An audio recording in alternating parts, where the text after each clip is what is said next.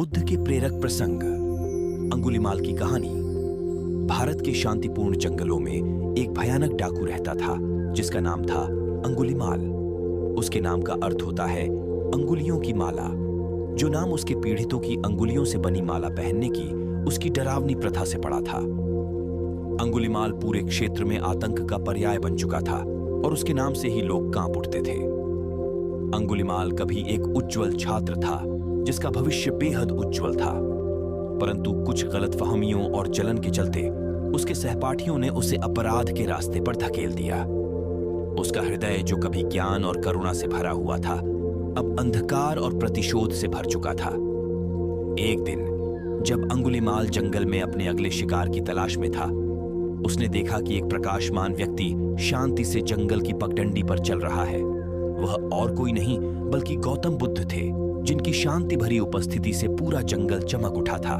बुद्ध की निर्भीकता और शांत व्यवहार से प्रभावित होकर अंगुलीमाल ने उन्हें रोकने का फैसला किया। रुक जाओ, अंगुलीमाल चिल्लाया, अपनी तलवार लहराते हुए कहा। क्या तुम जानते नहीं कि मैं कौन हूं? मैं अंगुलीमाल हूं, इन जंगलों का सबसे भयानक डाकू। बुद्ध शांतिपूर्वक चलते रहे, उनके चेहरे पर अडिग शांति बनी रही।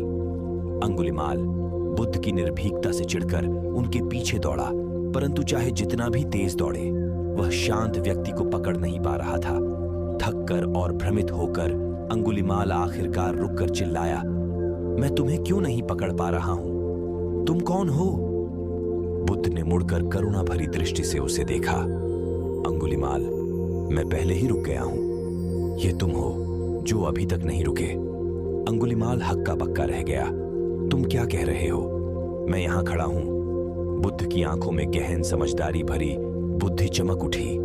अंगुलीमाल, मैंने हिंसा और घृणा को छोड़ दिया है। मैं शांति और करुणा के मार्ग पर चलता हूं, परंतु तुम अभी भी क्रोध और दुख के मार्ग पर दौड़ रहे हो।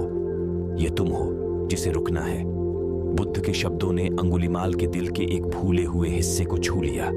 वह घुटनों के बल गिर पड़ा। उसकी आंखों से आंसू बहने लगे। मैं कैसे रुक सकता हूं?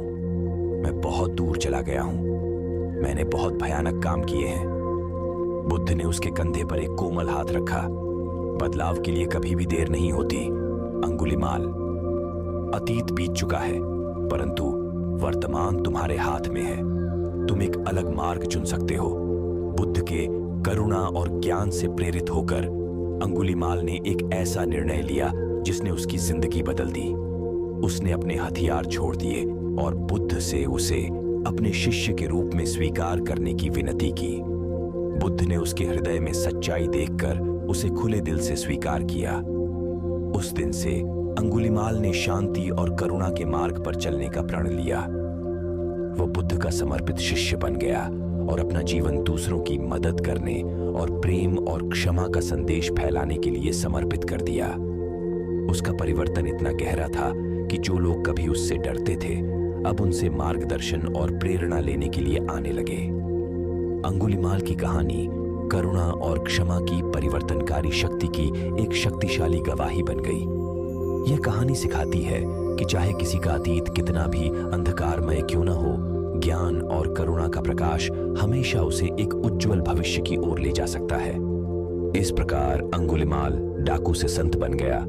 अंगुलीमाल की कहानी अनगिनत लोगों को प्रेरित करती रहती है। हम सभी को यह याद दिलाती है कि हर मानव हृदय में परिवर्तन और पुनरुद्धार की अपार संभावनाएं हैं। अगर वीडियो अच्छा लगा हो तो वीडियो को लाइक करें। इस तरह के और वीडियोस देखने के लिए चैनल को सब्सक्राइब कर दीजिए। मिलते हैं अगले वीडियो में।